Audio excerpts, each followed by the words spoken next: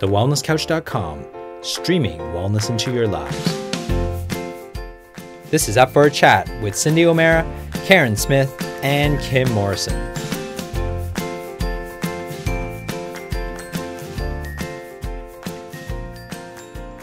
Here we are, up for a chat about the hottest topics that are important to you, inspiring you to awaken the change within. I'm Karen Smith. I'm Cindy O'Meara. And where's Kim? I know. Our beautiful Kimmy is tied up this week, which is such a shame because I know she would have absolutely wet her pants with excitement over the person that we're interviewing here this morning. I've been doing some Googling and some research on our guest today on Up for a Chat, and the beautiful Diane V Capaldi, otherwise known as the Paleo Boss, is our amazing guest.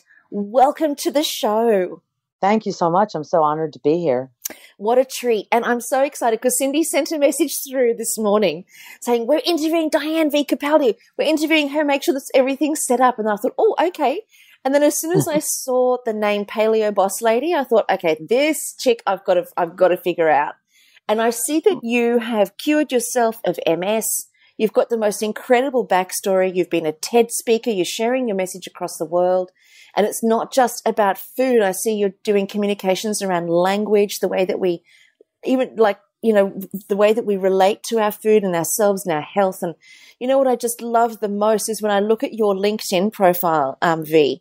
Mm-hmm. And for everybody who's listening to the show, V is Diane's name for short is V, which I'm no doubt we're going to get to because I so want to know why. But it says here you've built a conscious lifestyle brand that raises the roof on life and living. And it's just, it says here, this lifestyle brand questions the status quo at every turn, focusing on higher purpose. Long gone are the days of autopilot living. And I tell you, V, when I read that, I feel every cell in my body begin to quicken. It just totally lights me up. And I know that our listeners are going to be beside themselves over today's show. So thank you so much for sharing your time with us. And I'm super, super excited to hear how you and our beautiful Cindy got to meet each other. Like, how did this come about? Luck. I think.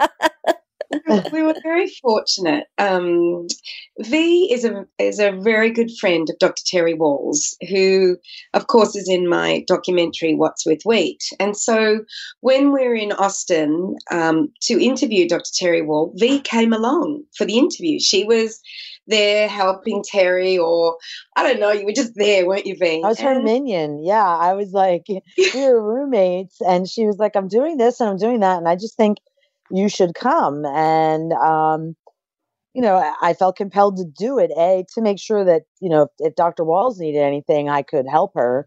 And also to learn about all that she was doing. And, there's times when you meet people and then there are times when you meet people, and there was a great connection that happened. And the relationship, it's been several years now, has just continued to grow. And it seems like Cindy and I are always in the same parts of the world at the same time, which is strange. It is. It's really strange because last December I was in New Orleans and V noticed I was there and she goes, I'm in New Orleans. Why? What? How does that happen? And so we got together and had a beautiful dinner together and then I'm in California and who's just down the road in Long Beach? I'm in Tustin and you're in Long Beach and here we are again in the same place at the same time. So quite amazing, Karen. Oh, it blows my mind. I often think about things like that, and I wonder how coinky-dinkle it really is that we come across such extraordinary human beings, and that it's just no accident at all. And I feel like, I'm going to be so excited to listen into this conversation today. I don't know if I really want to participate or I want to listen in as part of the audience, because I think this conversation is going to be incredible how it unfolds. V, yeah, go on. Yeah, no. You go, Cindy. You go, because you know all about V's backstory. You know about everything, all the stuff that makes her so incredible. Well, I was just going to say that, I just had an incredible weekend here in LA, and it was in Costa Mesa at one of the most revival, I guess you could call it, chiropractic health conferences with 20-minute speakers, a bit like TED. So 20-minute speakers, and talking on many subjects of health from chiropractic to nutrition. So we had David Avocado Wolf, we had JJ Version, we had David Asprey. So they were the three that was mainly speaking on nutrition, although Josh Axe was there as well. So these big names that I have followed for many years were all speaking on the stage, as well as people like Belle Digtree, Suzanne Humphreys, Dr. Suzanne Humphreys. She's a urologist and medical doctor. We had a dentist speak. He was absolutely brilliant on amalgamums. We had Robert Kennedy speak on the Mercury project that he was doing about taking mercury not only out of the environment but out of vaccines. So he was very, very amazing. We had Dr. Patrick Kentempo. So V, I expected to see you there. It would have been right down your alley. You would have just been hooting it and pumping it with me because it was just one of those amazing conferences. And it's at conferences like this, or when you meet amazing, or that you get to meet these amazing people. And V, I think you need to be on their stage. So I'm going to actually put you forward to CalJam. Oh, that would be great. I would love to have been there. I was actually fortunate enough to be in the Bay Area as part of my tour and speaking at both Mission Heirloom, which is in Berkeley, which is a conscious living restaurant and company. And also I spoke at Nativa, which is a conscious living company whose products have greatly influenced my tour and my life. It's just awareness. They're a company that helps us to understand, just like Changing Habits does, that it starts at the soil and it goes from there. We have to look at the whole system, the planet, and what we're doing with food, everything. It's not just the food you eat, but where are they coming from and how are they being cultivated and is the environment being harmed and things like that. So I was learning in a different level, but I would love to next year or any year be considered for any way that I can create awareness around consciousness. Yeah. So let's go back, way back before your diagnosis with multiple sclerosis and what you were doing and what did that diagnosis do for you? Wow. Well, actually, at that time, I've been a type A overachiever my whole life. So in typical type A overachiever way, I was a respiratory therapist as part of a helicopter transport team for one of the largest burn centers in the East Coast. I also had three jobs. I had a second job, which I was working for a small woman-owned company that sold computer technology specifically to the United States federal government. And just for no other reason than I like a good discount, I worked at a retailer in America called The Gap. That's what I was doing. That's insane. All at the same time? Yes, because in the hospital, they let me work Friday, Saturday, and Sunday, 12-hour days, and would pay me for 40. So I only worked on the weekends in the hospital. During the week, during the day, I worked in the computer sales. And in the evening, 2 nights a week, I worked at the local mall at the Gap. Good grief. You must have been exhausted. And I was I was. I'm still kind of that person, but it's just a little different now. My life is my work. So living a conscious life is my work. So it's still all day, every day. But yeah, and I was newly married. I was married for 6 weeks when I got sick. Oh, wow. Gosh. So how long ago was this? That was in 1986, and I was 23 years old. Jay. And so back... sorry. Go ahead. No, you go. I was just going to say, and at first when I got sick, I have multiple sclerosis, but at first when I got sick, they told me I had an inoperable brain tumor. Was that true? Or were they mistaken with their diagnosis? They were mistaken. It was before they had MRIs, which are a technology that definitely advanced the ability to diagnose people with MS, because most of the identification happens with demyelination of the covering of your brain, which causes, spots to show up on whether it be CAT scans or MRIs. An MRI can tell whether it's a tumor, where a CAT scan struggles to do that. So I had a CAT scan. And at that time, that was all the technology they had.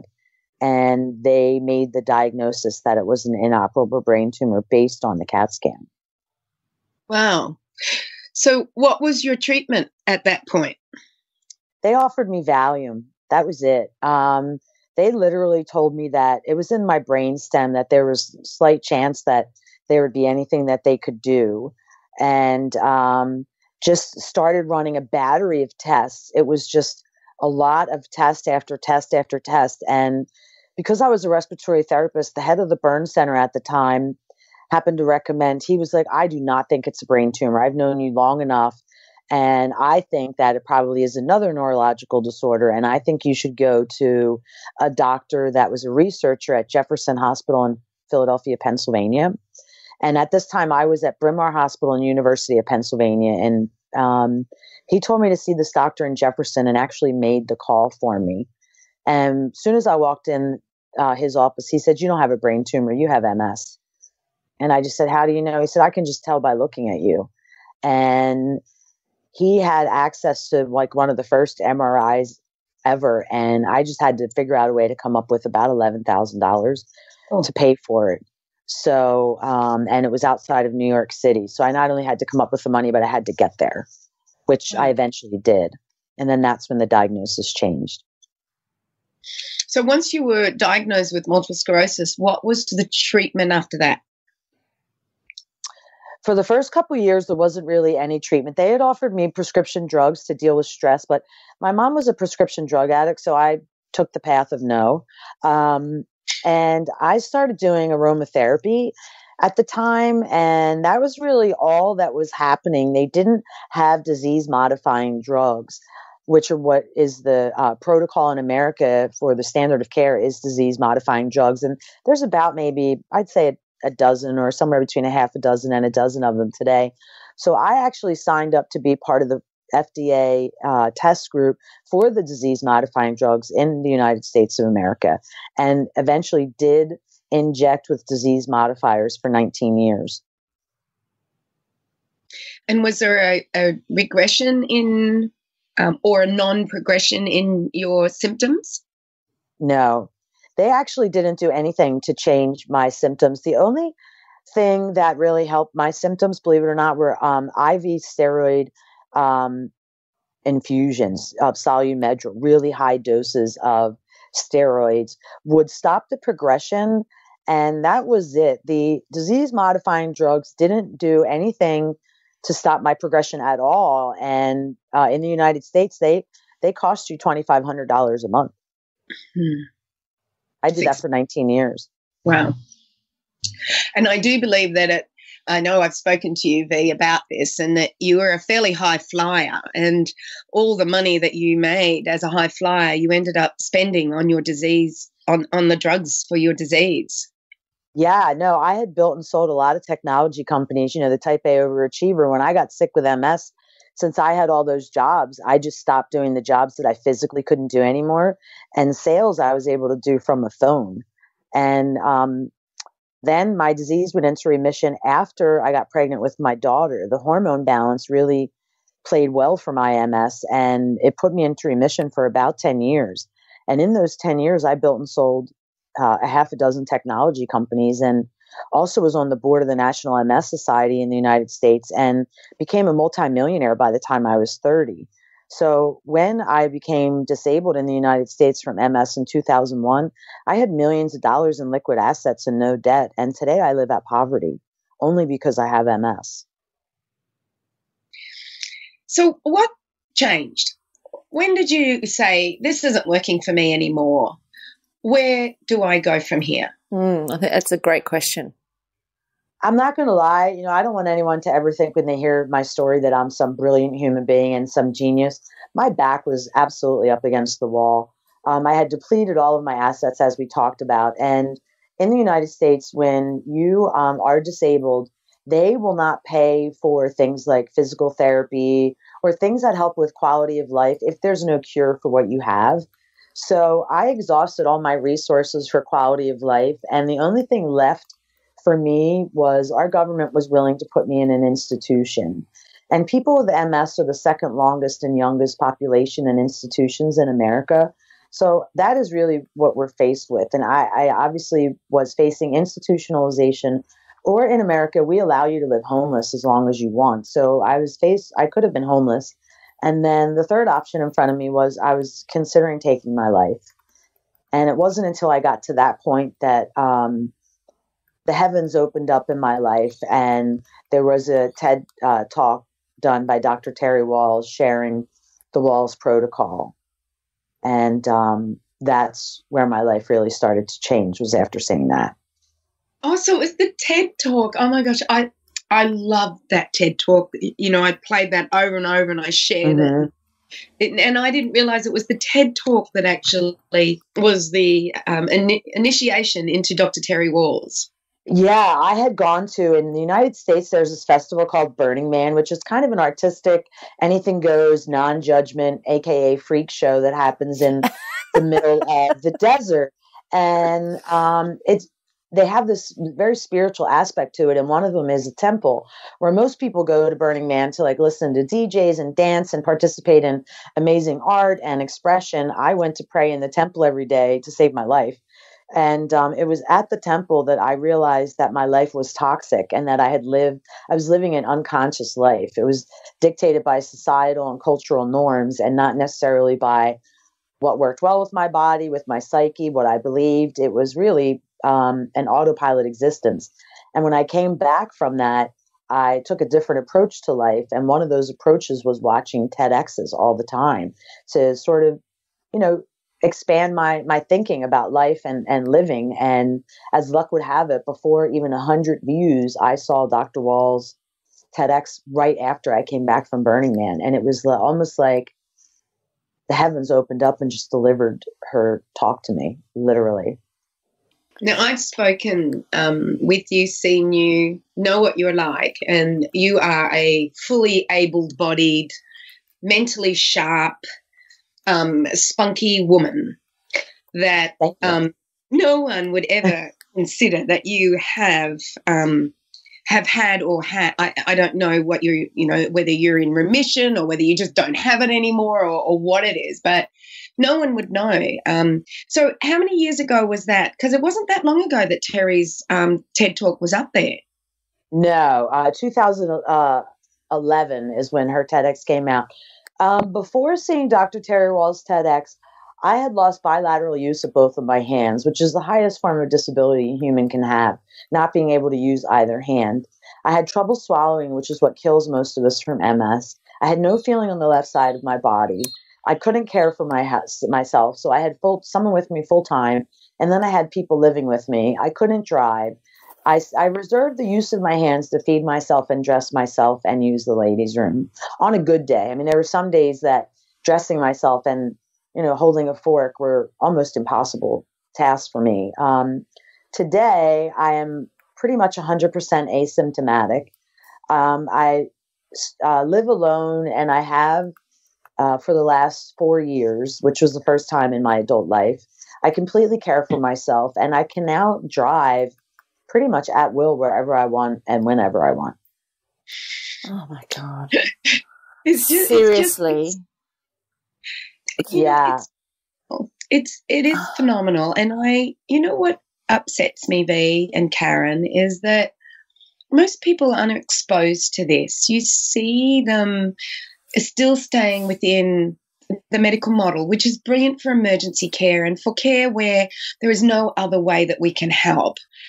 But when it comes to these diseases that we know are autoimmune, and we know that they start in the gut, and we know that we have to start eating real foods and live a conscious life and take toxins out of a diet, I actually feel for these people.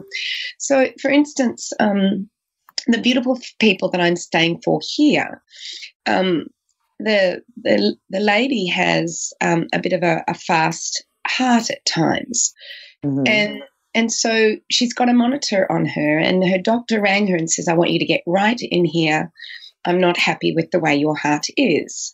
And she came home 15 minutes later with a prescription for beta blockers and blood thinners. And I said, "Did he say anything about your diet?"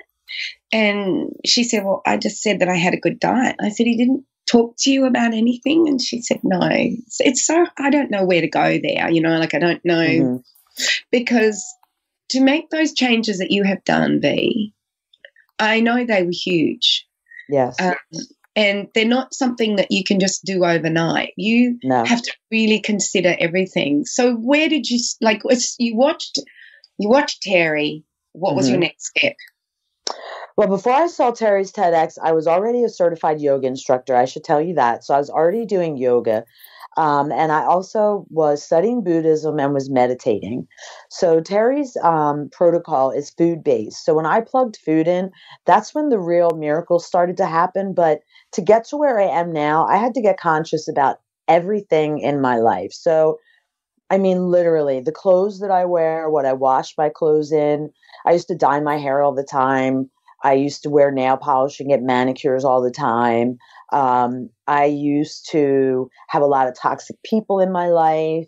I used to follow a lot of cultural norms just because I was told that's what I was supposed to be as a woman, as an Italian, as a mother, as a daughter, as a sister. I literally, the Walls Protocol made me begin to question everything in my life. And it's that I believe is responsible for, as far as we know, and I know I'm on Dr. Wall's board. I'm a good friend of hers. I spoke to her Sunday for 2 hours on the phone. We emailed today. I mean, we're very close. And she always says to me, "You're like the most healed of anyone." And I'm like, I know, like, it's kind of weird, but it isn't weird because it is, it's my view on life. And, doctors aren't taught that in the United States. Our standard of care is based around symptomatic management, where the way that I'm healing is root cause, starting with my gut, looking at all the years of abuse and trying to heal it at, dating back to things that were done when I was 3 years old. I've taken my consciousness back to what did I do when I was a kid? How did I eat? What were the norms? And I think that's really why my healing is so large, because it's a psychological change that results in action across everything. I'm interested to dive down the rabbit hole with you a little bit, because, it sounds, I often look at the psychology of, I guess, our language, the way that we relate to ourselves, the way that we relate to our environment, the way we relate to the planet, to each other, to our food, to everything.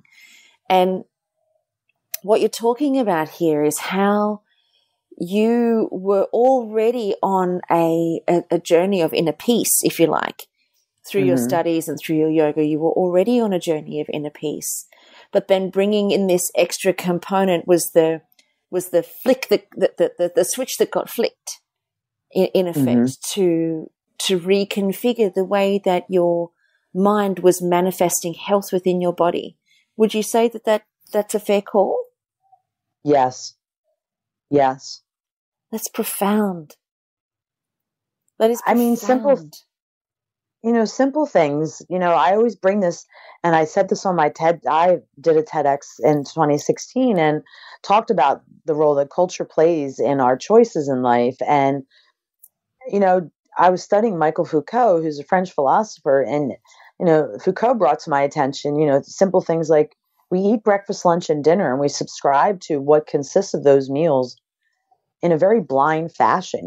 We have bacon and eggs in America, at least, or we have muffins, and at lunch we typically have a sandwich, and then for dinner, we have a protein, a vegetable, and a starch, and maybe a salad, and then a dessert usually follows dinner, or other meals not so much. Well, like, why? And who said? And then culturally, you can extrapolate that. Like being Italian, we had to have pasta 3 nights a week. Every Friday, we had pizza that was homemade. I mean, that's just, you knew what you were having by the day of the week. You know what I'm saying? So I literally had to look at almost everything I did in my life and realize that, you know, I hadn't really thought consciously about anything, really. I was just agreeing to what was sort of laid out in front of me. And Dr. Wall's approach to using food as medicine even changed my yoga practice and my meditation, because even at that time, my meditation practice was I was sitting cross-legged and joining my thumb with my middle finger and trying to quiet my mind and, you know, and chant. And now my meditation is so different because I've stepped out of what I thought meditation has to be and created what works for me. And I feel like waking up is what's responsible for my miracle status. So how do you then translate that to other people in a way that they can get that? Because it is quite, you know, it's challenging when you have already experienced that inner awakening. And it's challenging to put it into language so that then other people who don't necessarily have to go through what you've been through can get the same enlightenment. How do you do that? How do you position your message? Well, the first thing is I really believe that community is the most important thing for all of us. And when you decide that you are, the greatest thing about today is we have technology and we have resources available at our fingertips. And I recommend that if you're thinking about a different journey, whether it be regarding food, diet, anything diet and lifestyle, I recommend going to the internet and building yourself community. There are bloggers, there are podcasts, there are social media influencers. There you can find people out there that will help become a part of your community. I mean, the first thing I tell people is I sign up to be in your community, because once you have someone that you can bounce ideas off of, because it's a little overwhelming to think, oh, I'm going to give up, you know, the way I eat. Everyone has to define what's going to work for them. But, you know, if you did what I did, you give up gluten, grain, dairy, processed sugar, legumes, you know, that's hard to do. But if you have a support system, if you have a community that can sort of help you, like, oh, I gave up dairy, but I miss cheese and I can't imagine eating something without cheese. You know, someone else who's already walked that walk can say to you, here are some options.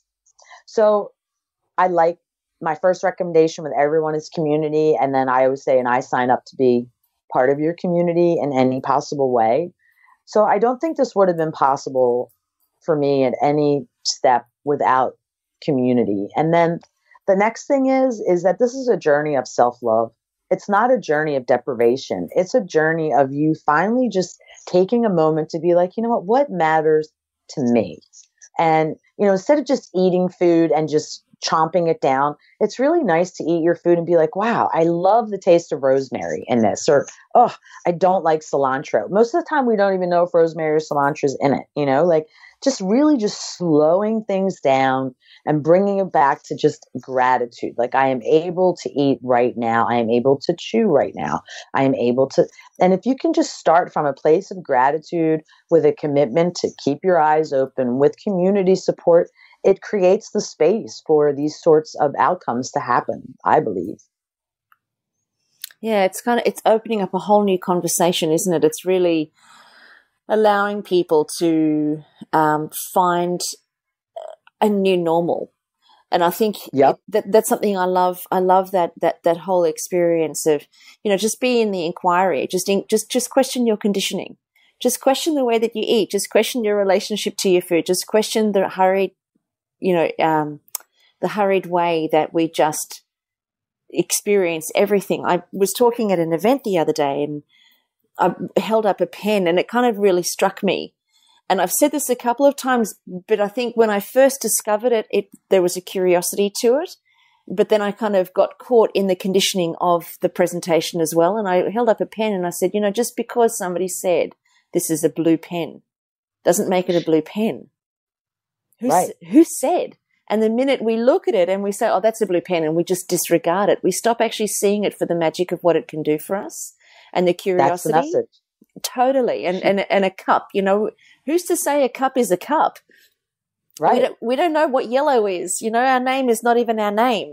It was all given to us and handed down to us. And so we've been living in this conditioned way of being where there's no freedom. There is only that pinched off experience of life.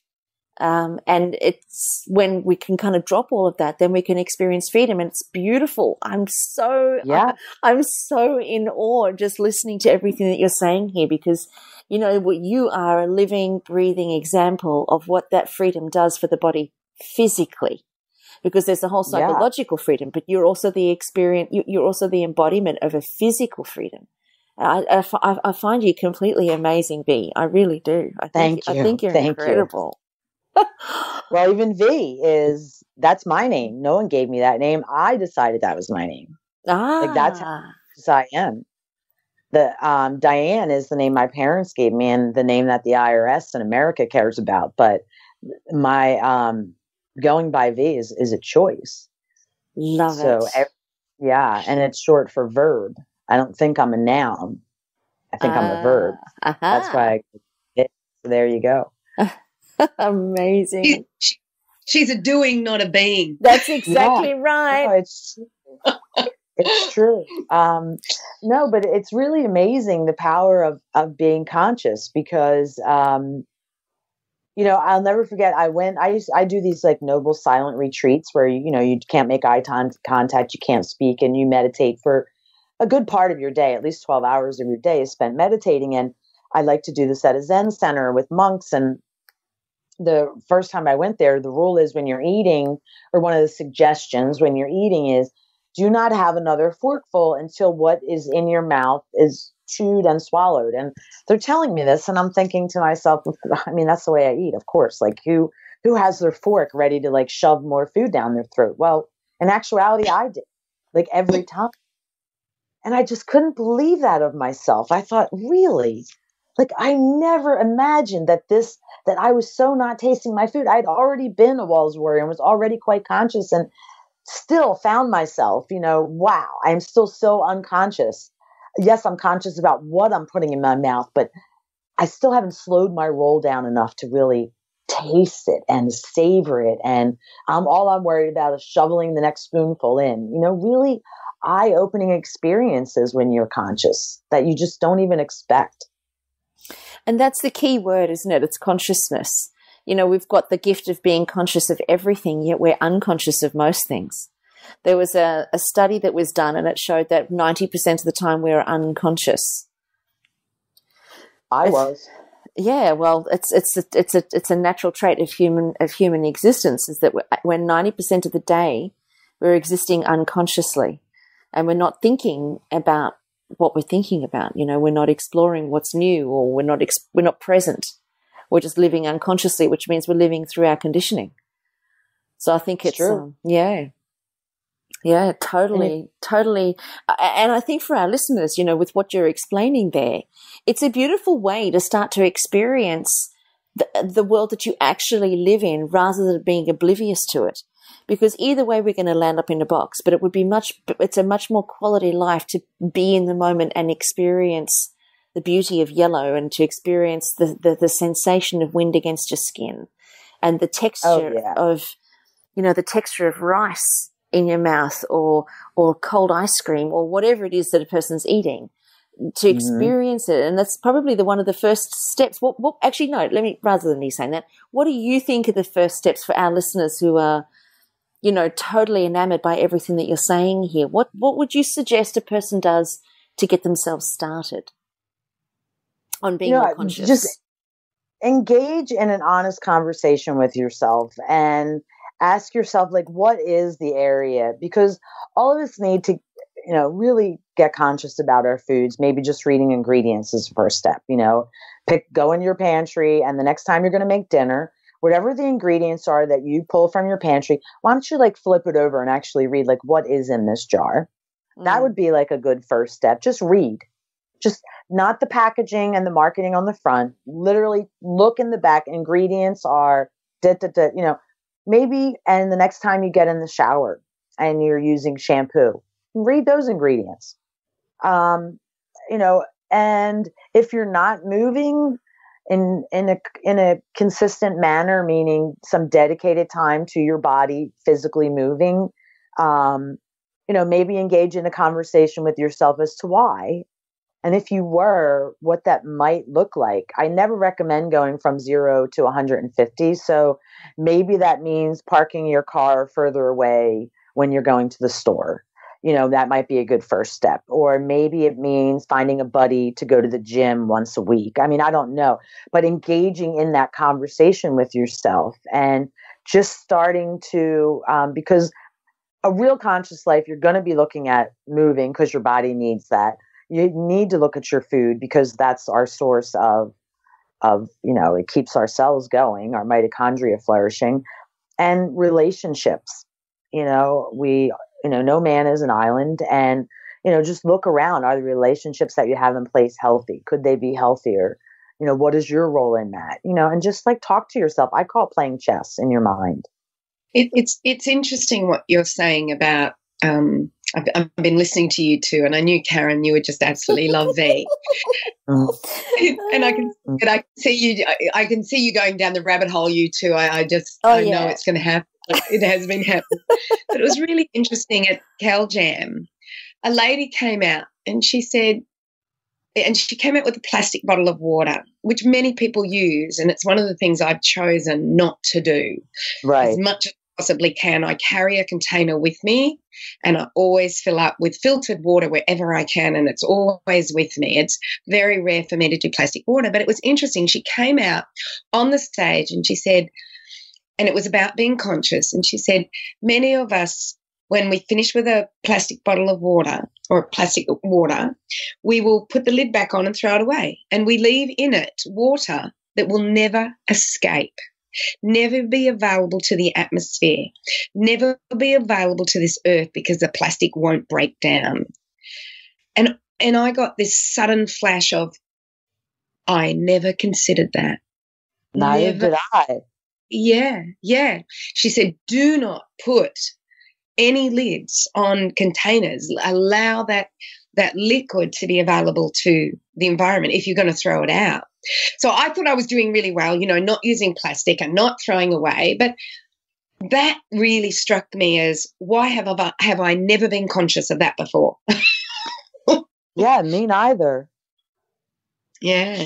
So I every time I hear from somebody, I think, like, you might think, oh, that's just stupid, but it's actually not. Can you consider how many people only drink 3/4 of their water, put the lid on and throw it away because it's inconvenient for that to be in their bag?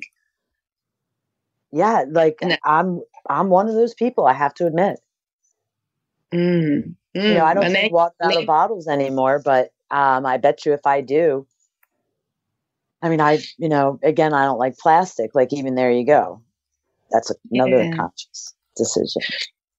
But, I look at, when I go into a normal home, a home where there's not a thought about the shampoo and the conditioner or the perfumes or the makeup or the soaps or that we use in and around the house, on our bodies, on our clothes, when we're not conscious about the agricultural methods that are used in the foods that we consume. It's daunting, V. It is daunting if you go into that house and you have to go, well, did you realize this? And do you realize this? And do you realize this? And it is, like you said, a step-by-step manner. But once you step into that hole of making those changes, it's almost never ending, because then your consumerism changes as well. What am I going to buy? Is this an ethical product to buy? Do I need this? Is it just a want or a need? So I think there's a whole consciousness around everything, and the more I can learn from people who are consciously thinking, like the lady with the plastic bottle and the lid and the water, I think the better off we'll be. But most people are living in a very unconscious life, and I sometimes despair for what's going to happen. Do you ever have that, V? You're taking to the streets with your tour. Yeah, you're doing that with your tour. And how are you going with that? Are you getting to people? Well, in April, just for people that don't know, I made a conscious decision to sell all my possessions take everything that I own down to 50 items. That's including shoes, jewelry, everything, and put it in a red fiat and make an announcement that I was willing to live with anyone that wanted me to live with them for free, to teach them how to tap their conscious life. And I've had, over 150. I mean, I've stopped counting. It's probably even more than that, invitations to live with people. And to date, I've lived with about 30 strangers in the United States. And I'll say 75% of them aren't conscious on any level when I get there. They haven't started because they're paralyzed as to where to start. So they're bringing me in because they want me to sort of help with the first step. And of those 75%, maybe 50% of them will even let me begin to look at their pantry. Yeah, because sounds familiar, Cindy. It does, doesn't it?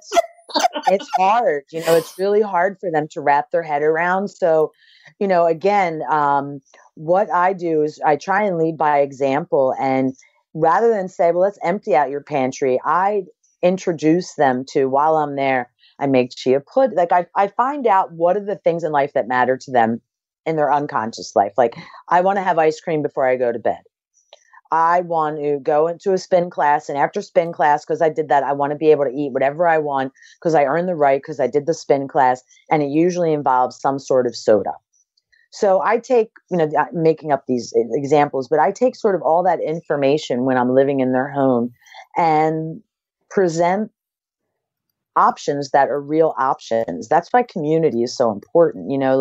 Okay, well, there is a natural flavoring soda that might be a great substitute that, you may not want to be drinking for the rest of your life, but it might be a good first step. Or you need ice cream before you go to bed. Well, guess what? There is a way to make a dairy-free, refined sugar-free ice cream that's delicious. And let's work on that together while we're here. So I just try and let them know that there are options out there that just aren't maybe as consumer-driven realities, but they are available, and give them hope that this isn't a rabbit hole that's going to lead to eating food that's tasteless and having no friends and never being able to go out and socialize again. Because that's what a lot of people fear, that it's so far outside of the cultural norm that how do they get to peacefully coexist with the life as they know it? And I let them know that, yes, life is going to change, but because you're going to change, but it's not going to be exclusionary. It isn't exclusionary. I still have a lot of the same friends. I mean, obviously I had some toxic friends, but my life is has more inclusion than it did before. Because I'm able to do more. Before, when MS was winning, oh, I can't go there. They have a flight of stairs to get up to their house. Oh, they don't have air conditioning in their house. I can't deal with the heat. That's when life was hard. Mm-hmm.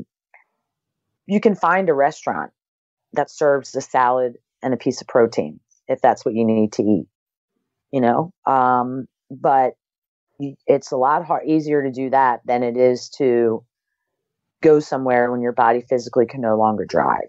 See what I'm saying? Like, mm-hmm. People are sometimes afraid of just change, and they don't, so I like to serve. And again, I believe, changing habits, bloggers, other people that are out there are really good resources. I mean, what was it, Valentine's Day? You guys had like some treats that you were making that just blew me away. I was like, yes, and yes. I want that. I want that. I want that. And I think it was really eye-opening that it's like we can all have Valentine's Day in the consumer-driven model, which involves loved ones giving candy or chocolates or whatever. It's just, it doesn't have to have chemicals and dyes and carcinogens in it. So, my tour, I think, represents hope in like a living, breathing, and I think the thing that is hard is most of us have a lot of stuff. And I think that is what people, when I'm in their home, really see through my eyes. When I walk into the 5,000 square foot house with a garage so full that no cars can even fit in it, the cars are in the driveway. And then they see me pull up in my little red Fiat with everything I own, and, how at peace I am and how I have more than enough. And I think it just creates a conversation in their mind that, you know what, maybe it's just all this stuff getting in the way from me really living my life. And then they get to define how they make changes, you know? I think that that's why tiny houses are beginning to become very, very popular, is it? Oh, yeah. Because it allows people to declutter and downsize and to have freedom from mortgages even. And, you know, it's huge over here. I noticed there's a whole channel devoted to tiny houses. So Yeah. Yeah, do it yourself. And it's all tiny houses, the whole thing. So I actually get it. And by the way, Karen, Yeah. I fitted in V's car. You. Fitted in there with the dog. There's a dog in there as well. And I fitted in there and she took me back to my hotel. With all my stuff in it. Yeah, you'll see it again today. All my belongings are in there. I'm literally staying with my daughter right now. I lived in Tustin for the last 3 months. I just left there a week ago. It's truly amazing because I was that person. I had a 6,500 square foot house, a 3,300 square foot house at the beach, several cars. You know, every day I walked out, which car did I want to drive? I had live-in help. I had all of that. And I was sick and miserable. Now I have nothing and I'm rich. I'm the richest I've ever been. And I have joy and life experience. I mean, I don't know of anyone who wouldn't be excited to have visited, 55 cities in the United States this year and driven, 20,000 miles on the open road of America, seeing like America like you could never imagine, and hanging out with, 10,000 people. That's literally what I get to do. There's a movie, there's a documentary that's out now called Minimalism. And I haven't watched it yet, but it talks about that very thing of getting rid of everything, decluttering, getting rid of 75% of everything that you own, so that then what you own doesn't govern your life. You govern your life, and experience governs your life. And it's a fantastic movie. And there's actually a whole bunch of girls that I know up here and it's strange because it's just crossed my path over the last couple of days.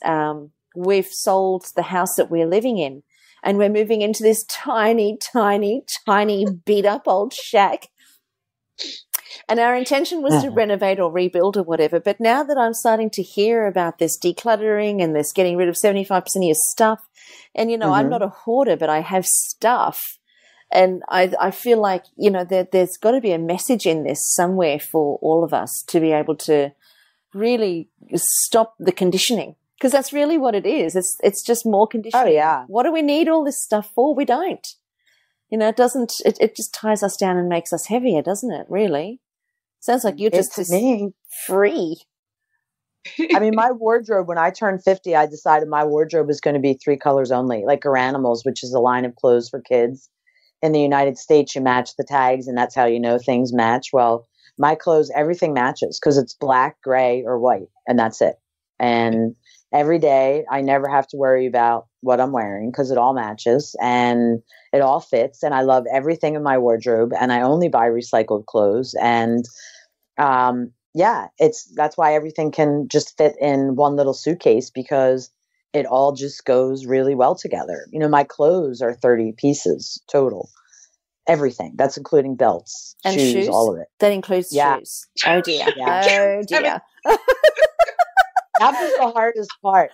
I got it down to 50 in the summer, and I was like, that's way too much. I have to bring it down. I used to have a walk-in closet. Like, it took a long time. And again, I went down to just colors when I was 50. I'll be 54. So again, it was a gradual process. But now that I'm here, I mean, it's amazing because I get more compliments now on the way I dress than I ever did.